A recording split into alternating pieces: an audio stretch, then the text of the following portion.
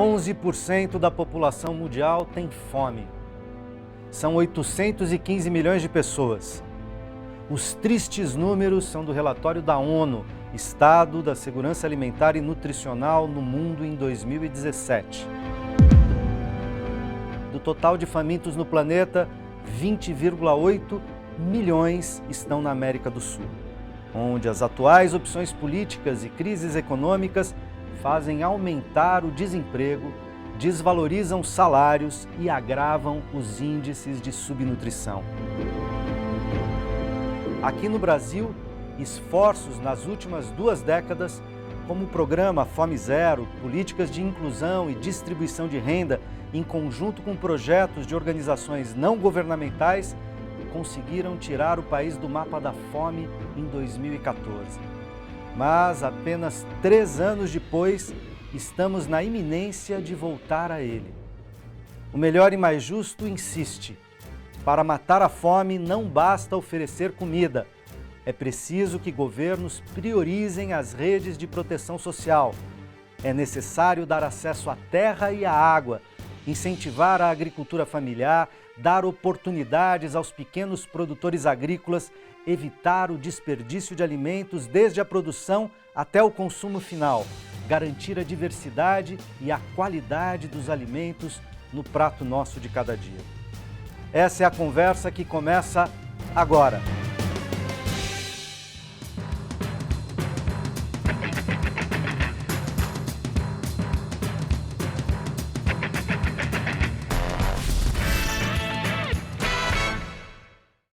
Bem-vindo ao Melhor e Mais Justo. Para falar sobre esse assunto, está aqui hoje comigo André Luzzi, integrante da ação Cidadania contra a Fome, a Miséria e pela Vida, em São Paulo, e conselheiro municipal de Segurança Alimentar e Nutricional, também de São Paulo. Bem-vindo, André. Olá. Recentemente, Alain Bojanic, representante da FAO no Brasil, a Organização das Nações Unidas para a Alimentação e Agricultura, declarou que o Brasil manteve o indicador da fome abaixo dos 2,5% nos últimos anos, o que faz com que a meta de erradicação possa ser atingida em 2030, cumprindo um dos objetivos de desenvolvimento sustentável. Mas fez um alerta: isso só irá acontecer caso haja continuidade de políticas públicas voltadas às populações mais vulneráveis. Como analisar esse alerta, essa declaração? Ele está declarando que as políticas públicas estão ameaçadas, estão sendo desmontadas e que, se for assim, a gente não vai atingir essa meta de erradicação da fome. É importante destacar nesse debate que a alimentação é um direito humano e ela precisa integrar as decisões dos governos. Quando a FAO decidiu por um instrumento que é a progressão continuada de realização do direito humano à alimentação, ela mostrou que os governos têm que ter boa governança, que os governos, os estados que aderiram a essas diretrizes voluntárias precisam ter participação social, que é preciso ter uma articulação dos diferentes setores da sociedade para assegurar o combate à fome e à miséria e a garantia do direito humano à alimentação. Então, a fala do representante da FAO, ela vai no sentido de mostrar, se isso não tiver na agenda política, se isso não for compromisso de todos os segmentos da população, essas metas não serão cumpridas. E isso é um fato concreto que nós estamos visualizando no Brasil hoje. Um retrocesso que nos faz lembrar de textos como o do José de Castro, um importante pensador brasileiro e gestor público, que falava: a fome é uma decisão humana. Ter fome é uma mazela do humano. Então somos nós que produzimos a fome, mas somos nós também que podemos decidir por romper esse ciclo da miséria que gera a fome. Agora, a gente vinha caminhando nesse sentido, né? A gente vinha caminhando com políticas de distribuição de renda, com políticas de aumentos continuados do salário mínimo, de ampliação dos empregos durante a década que foi de 2003 até 2014, esses 11 anos. O Brasil produziu quase 20 milhões de empregos. É bem verdade que desses 20 milhões nem todos eram empregos de alta qualidade, mas muitos eram, empregos formalizados.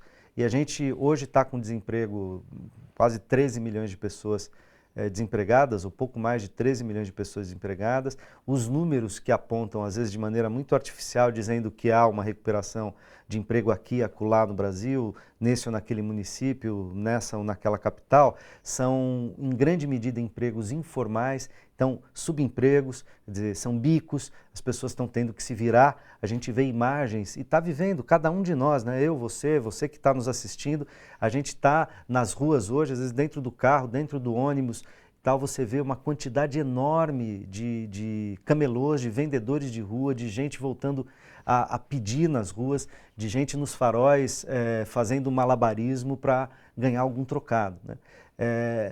E esse retrocesso, né, esse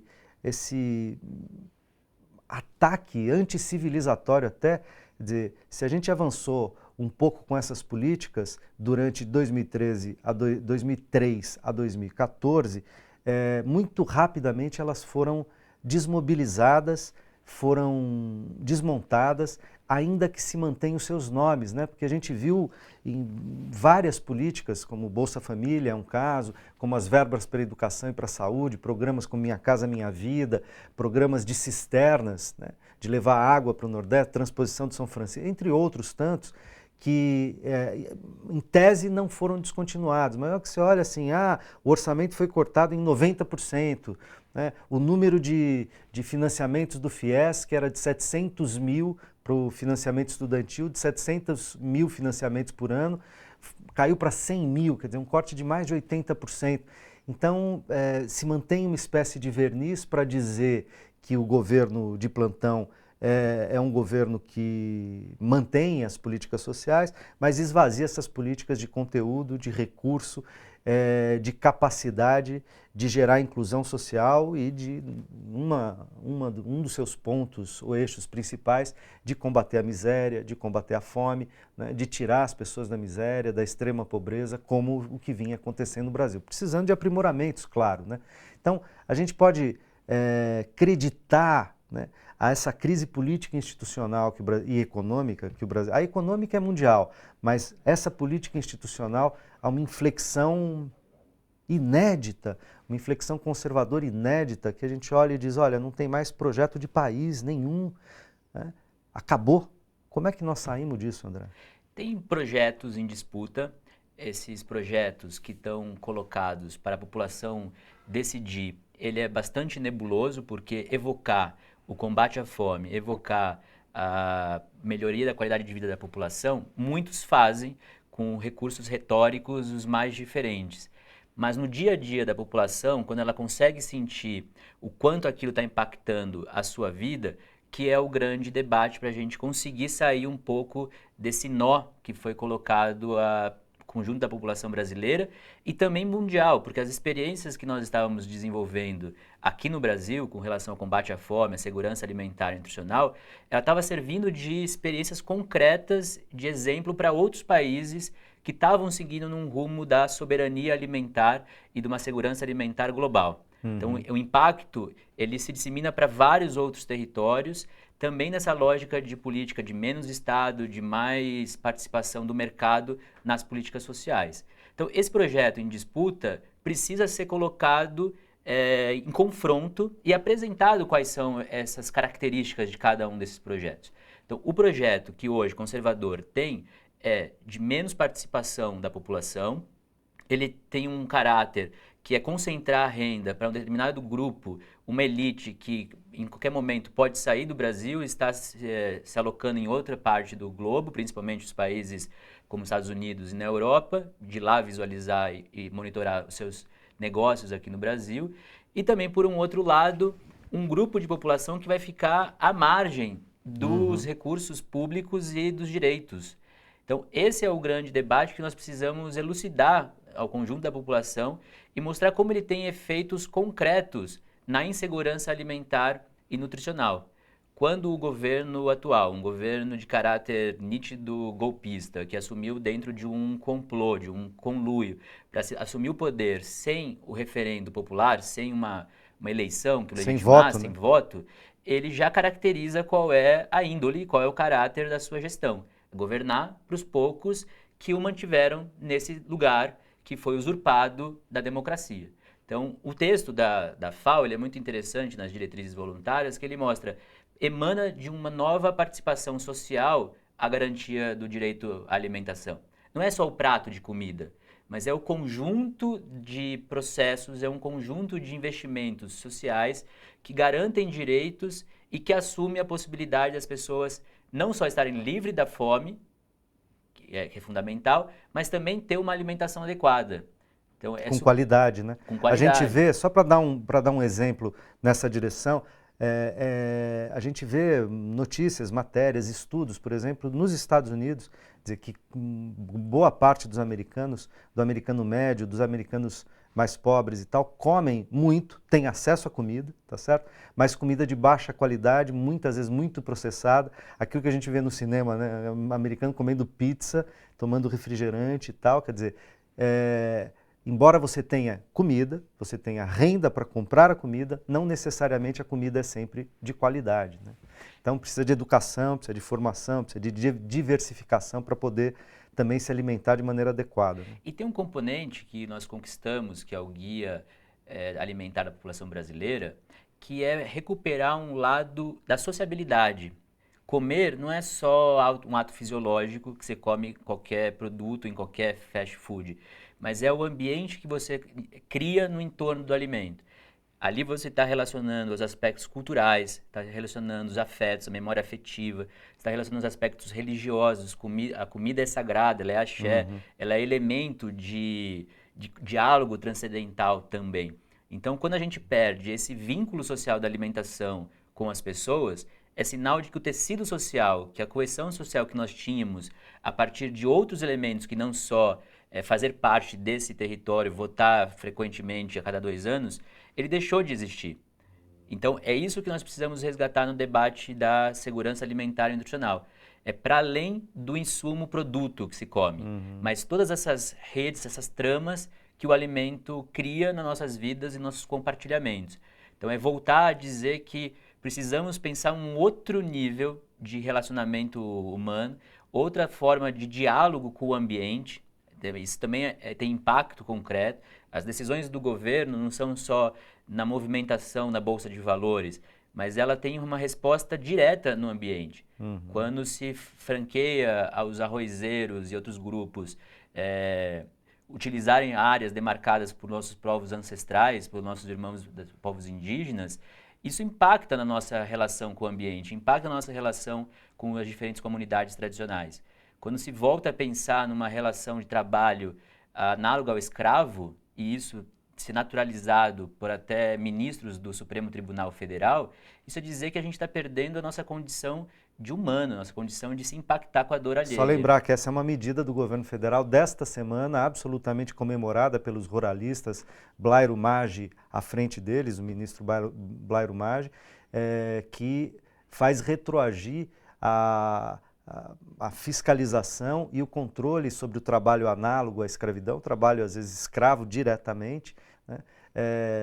Tirando as punições e mesmo relaxando a tipificação dos crimes do que é trabalho em situação degradante, trabalho análogo à escravidão, desresponsabilizando quem contrata desse jeito. E a gente sabe muito que o agronegócio é um dos grandes contratantes, né? Os ruralistas são grandes contratantes de trabalho em situação não decente, pelo menos, né? Para não falar degradante ou às vezes análogo à escravidão. Você estava falando, André, eu lembrei de um livro, na verdade um clássico da antropologia, do Claude Lévi-Strauss, que chama O Cru e o Cozido, né? E ele dizia ali, entre outras tantas coisas, é um texto clássico, mas que eu recomendo, muito interessante de ler, que o homem é o único animal que prepara o alimento, que não come o alimento in natura, né? Os outros animais vão lá e comem o alimento tal como o alimento se apresenta para ele não prepara o alimento. E que o ato de preparação do alimento é um ato fundamentalmente social. A gente cada vez mais, né, ao longo da história do homem, prepara o alimento não só para si, mas sobretudo para o outro. Então a mãe que prepara o alimento para os seus filhos, para os seus familiares, os amigos que preparam a recepção para outros amigos, para celebrar alguma coisa, né? Para festejar uma vitória, para festejar uma data. para chorar os seus mortos. A gente vê culturas, ou incluindo na Europa, nos Estados Unidos, na Ásia e tal, que quando morre alguém da família, você recebe os amigos e os parentes com alimentos, né? Como uma forma de conforto pela perda e assim por diante, né? Quer dizer, a alimentação tem uma função muito mais complexa, ampla e densa do que simplesmente cumprir a função fisiológica de se nutrir. Por isso que causa estranheza quando a gente ouve um gestor de uma grande cidade como a de São Paulo dizer que pobre não tem hábitos alimentares, ou de que esses diferentes concepções do alimento não passam pelas dimensões da vida e que tem marcadores ao longo das trajetórias humanas. Aliás, nessa semana é comemorado o Dia Mundial da Alimentação, que é o dia 16 de outubro. O tema do Dia Mundial desse ano são migrações e segurança alimentar. Então, a gente também imaginar que o alimento também tem uma distribuição no mundo. Ele vem com as antigas gerações, ele caminha de um continente ao outro. Tem territorialidades. Ele tem territorialidade.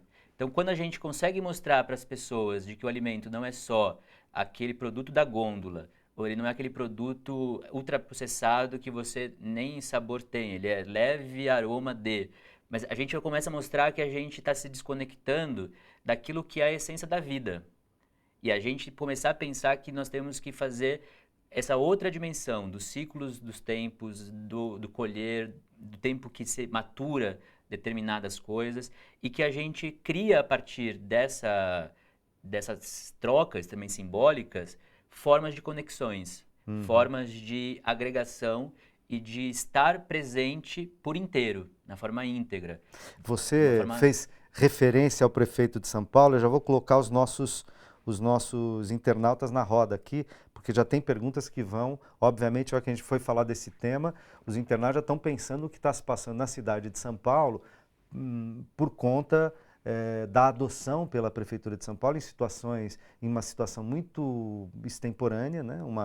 Uma lei aprovada num dia e já adotada com parceria com uma empresa e tal, no dia seguinte pelo prefeito. Então, nós vamos comentar isso, mas de todo modo, a questão é o uso de um alimento ultraprocessado, em princípio feito com argumentos de que ele poderia ser utilizado em situações de calamidade pública, de emergência e tal, e está chegando na Prefeitura de São Paulo para substituir uma alimentação saudável, uma alimentação fresca, para substituir merenda, né? Quer dizer, me parece não só um equívoco, mas uma coisa bizarra, inominável, né? E o Marco Melo, de São Paulo, pergunta o seguinte: explica para nós a diferença entre a ração do Dória e a multimistura da CNBB, da dona Zilda Arnes, né, eu estou supondo. A mídia corporativa diz que é a mesma coisa. É a mesma coisa? Olá, Marco e quem nos acompanha. Há uma diferença bastante gritante. Esse produto, não é nem para falar de alimento, mas esse produto, ele é resíduo da produção industrial, da indústria alimentícia, que responde a uma necessidade de hoje a chamada logística reversa, em que as empresas precisam dar conta da eliminação desses produtos. Quando eles estão perto da validade. Perto da validade ou perder a sua caracterização de comercialização. E por essa razão, por conta da lei de resíduos sólidos, eles precisam dar uma destinação a esse refúgio. Então criaram um conceito que é a função social do alimento, o que é um conceito que é completamente conflitante com a dimensão do direito humano à alimentação, onde as diferentes características dos alimentos não se dissociam. Então, o alimento tem a sua característica social, econômica, cultural, ambiental, como a gente falou. Nutricional, claro. E eles criaram esse conceito para garantir que o poder público pudesse dar isenções fiscais para fazer um material que prolongasse a vida desse alimento. A multimistura, ela é um outro processo. Ela está relacionado a extratos do alimento que, dentro do processo de preparação, de cocção, ele gera um resíduo que pode ser integralmente aproveitado. Aí é uma outra lógica. Ela está valorizando os diferentes saberes de comunidades que podem se valorizar de itens que elas têm e esse alimento dinamizar a sua dieta local e fortalecer. Isso significa na prática o seguinte, às vezes que você usa a folha de uma coisa e joga fora o talo, usa uma parte ou faz uma coisa e você sobra um resíduo. Você passa lá um alimento na peneira, vai sobrar uma massa ali. Exato. Quer dizer, você poder usar esses materiais para não desperdiçar. Tanto é que as nossas populações ancestrais, indígenas no Brasil e as diferentes comunidades africanas, ao usar a mandioca, ela não desperdiça nenhuma parte da mandioca, ela faz todo o trabalho com a mandioca. Então, desde aquela goma até o polvilho, tudo se transforma naquele material. Então, isso é o debate que a gente quer colocar. Primeiro, para pensar um combate ao desperdício, é rever essa lógica de ultraprocessamento e a industrialização dos alimentos. Nós precisamos voltar a consumir mais alimentos in natura ou minimamente processado. O minimamente processado pode ser um viés para também combatermos os desperdícios de feiras, de mercados públicos e sacolões. E aquele alimento que comercialmente pode ter sido descaracterizado, porque uma parte está um pouco amassada, ele pode ser separado e ser feito uma seleta picada desses alimentos e virar uma sopa que prolonga um pouco mais o tempo de duração desse alimento, em condições adequadas de manuseio e de acondicionamento. Você pode trabalhar com a desidratação, né? Um tomate pode virar um tomate seco. Você tem outras estratégias. A banana pode virar uma banana seca e assim por diante. Então, o que nós estamos falando é mini processamento, o mínimo possível, assegurando uma dieta rica, bastante diversa e também que responda à característica daquela comunidade. E não introduzir um alimento que é um refúgio da produção industrial. Tem uma distância bastante grande e é isso que nós estamos tentando sensibilizar a prefeitura. E nesse caso da cidade de São Paulo, os mais ingênuos acreditam que é só uma decisão do prefeito, mas na verdade ela marca uma visão de mundo. E o prefeito sistematicamente corre até o risco de incidir num processo de improbidade administrativa, porque as decisões sobre as prioridades das políticas de alimentação e nutrição na cidade de São Paulo é uma atribuição da CAISAN, a Câmara Intersecretarial de Segurança Alimentar e Nutricional, que foi instituída pela uma lei municipal em 2013 que criou os componentes municipais do Sistema Nacional de Segurança Alimentar e Nutricional. Então, a cidade de São Paulo hoje tem uma política municipal de segurança alimentar. Se o prefeito quisesse fazer isso, ele tinha que antes ouvir a CAISAN. Só que essa Câmara Interministerial não se reúne, não funciona há 10 meses, desde a mudança de governo.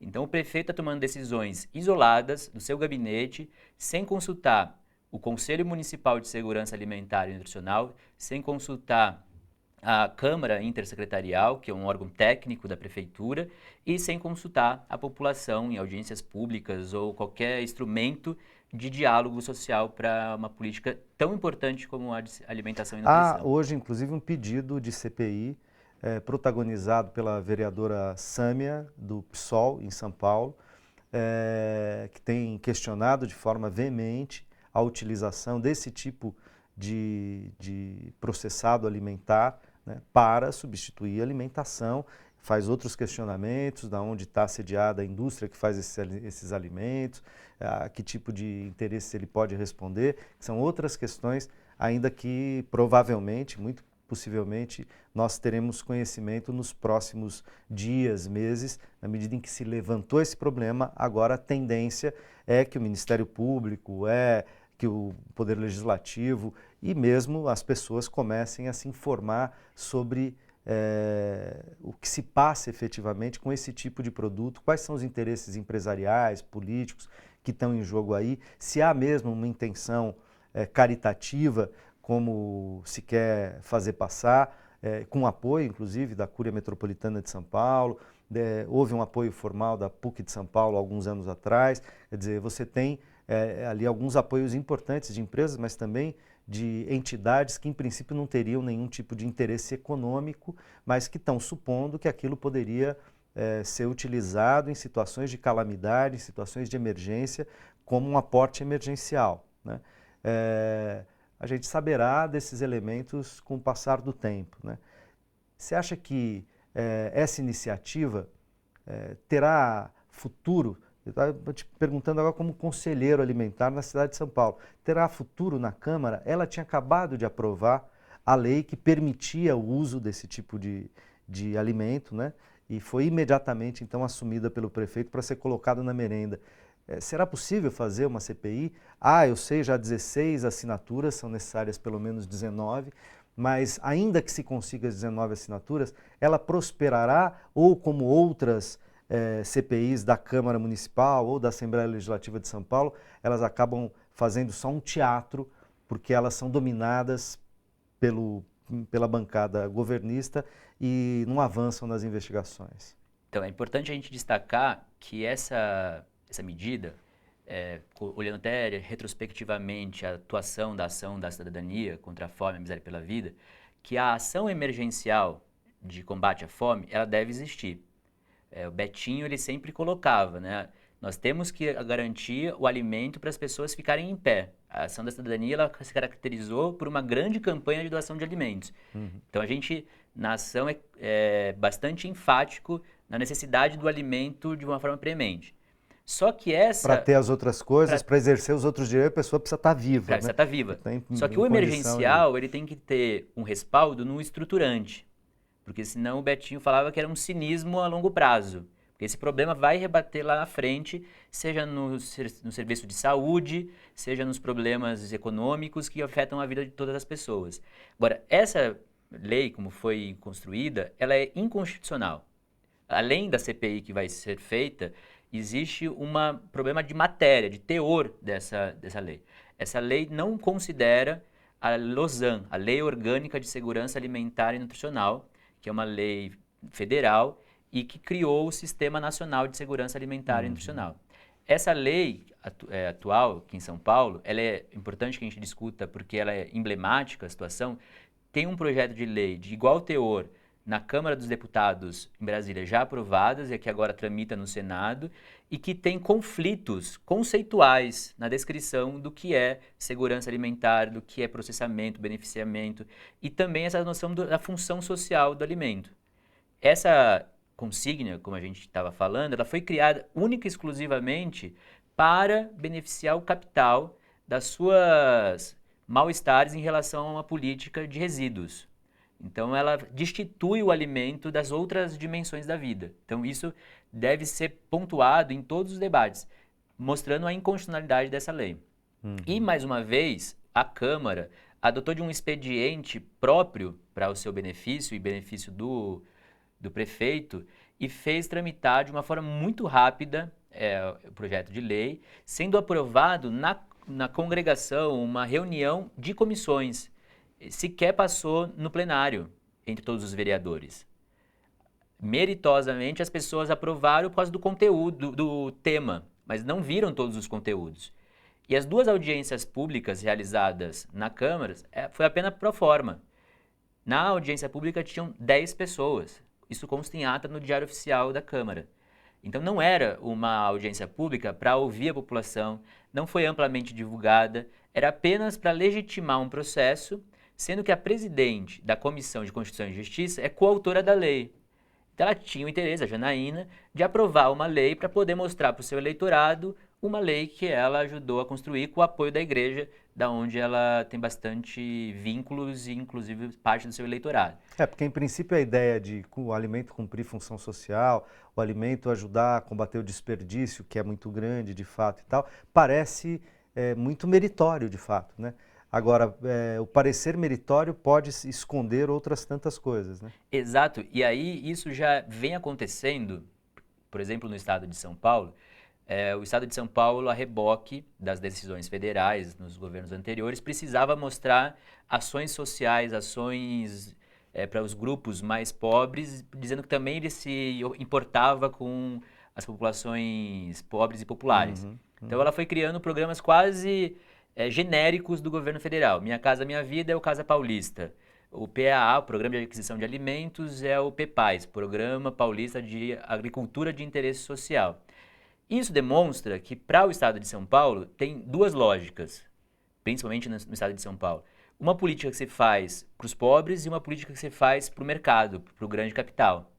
Então, criar uma função social do alimento é dizer, temos uma política para os grupos vulneráveis, temos uma política que é uma migalha de cidadania, que cai da mesa, né, que é aquilo que o pobre pode comer, aquele quadro é bem significativo, né, da família real comendo e a população negra pegando as migalhas, aquele livro histórico importante, mostra justamente isso que nós estamos vivendo novamente.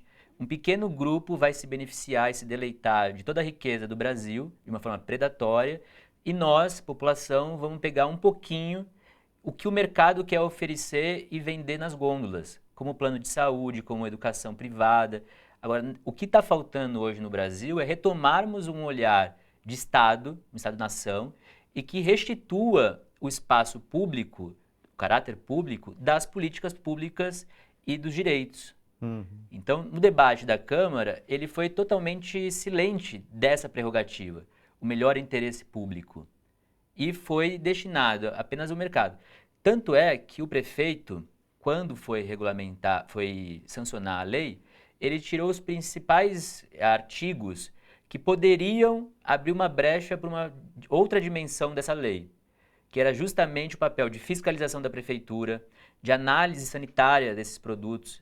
O produto sequer tem um rótulo da sua composição.